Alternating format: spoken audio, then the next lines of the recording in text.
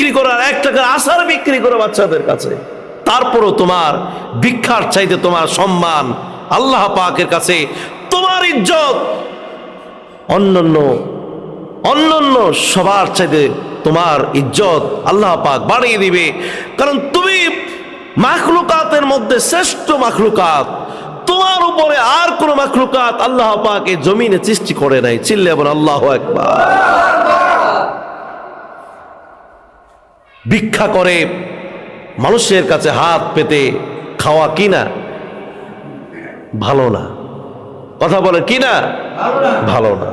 তবে হ্যাঁ, গরিব বানালেন কে? ধনীও বানালেন কে?